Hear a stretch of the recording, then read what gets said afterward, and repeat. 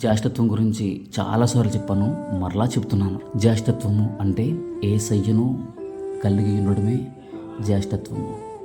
జ్యేష్ఠత్వం అంటే ఆత్మను కలిగి ఉండడమే జ్యేష్ఠత్వము. అందుకని ఆయన అన్నాడు, ఆత్మ లేని వారు నా వారు కాదు.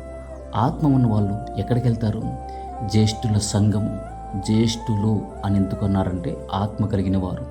జ్యేష్ఠుల సంఘము. జ్యేష్ఠుల కొరకు ఆయన పరలోకమును సిద్ధపరిచను. ఆ జ్యేష్ఠత్వమును అమ్మవేసుకున్న యాషావు భ్రష్టుడు అని వాక్యం చెబుతుంది. కొనుక్కున్న యాకోబు ధన్యుడయ్యాడు. యాషావు అవసరం లేదు అని వదిలేశాడు, తనకు తెలియలేదు.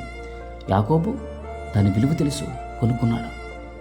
అందుకని ఈ జ్యేష్ఠత్వంలో యాకోబుని దేవుడు ఏమీ అనలా. అదే జ్యేష్ఠత్వాన్ని కొత్త నిబంధనలో గారడి సీమోను కూడా పేతురుతో అడిగాడు, నాకు అమ్మాయి అని. కానీ పేతురు అన్నాడు, నువ్వు జ్యేష్ఠత్వాన్ని కొనుక్కోవాలని చూస్తున్నావు, కాబట్టి నువ్వు ఘోర దుష్టత్వంలోనూ దుర్నీతి బంధకాల్లోనూ ఉన్నావు, నాకు కనబడుచుంది అన్నాడు. పాత నిబంధనలు యాకోబు కొనుక్కోవాలనుకున్నాడు, కొత్త నిబంధనలు కూడా గారడి సీమను కొనుక్కోవాలనుకున్నాడు. కానీ ఇక్కడ దుష్టత్వం గురించి దేవుడు చాలా వివరించాడు, యాకోబు గురించి ఏమీ చెప్పలా. కాబట్టి జ్యేష్ఠులం అవ్వాలి, అందరం అవ్వాలి. కానీ ఇంటెన్షన్ ఈజ్ ఇంపార్టెంట్.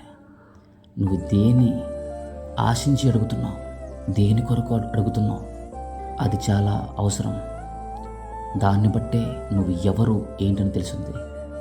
పాత నిబంధనలో యాషావు ఫెయిల్ అయిపోయాడు. తను జ్యేష్ఠుడు అయినా సరే దాన్ని కోల్పోయాడు, అమ్మేసుకున్నాడు. దాని విలువ తెలియలేదు. కానీ కొత్త నిబంధనలో పేతురు అమ్మాడా? అమ్మలేదు. జ్యేష్ఠత్వం యొక్క విలువ పేతురుకు తెలుసు. కొత్త నిబంధనలో ఆయన ఏ రక్తమైతే కార్చాడో దాని విలువ అందరికీ తెలిసింది. యేసయ్య విజయం సాధించాడు. ఎంత విజయం అంటే అక్కడ యాషావు అమ్మేసుకున్నాడు, కానీ ఇక్కడ ఎవ్వరు దాన్ని నమ్ముకోవడానికి సిద్ధముగా లేరు.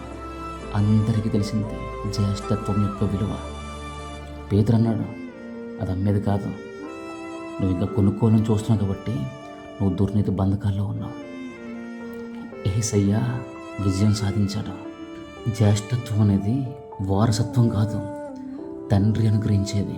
ప్రతి ఒక్కరూ దాని కొరకు ప్రయాసపడాలి, అడగాలి, వెతకాలి, తట్టాలి.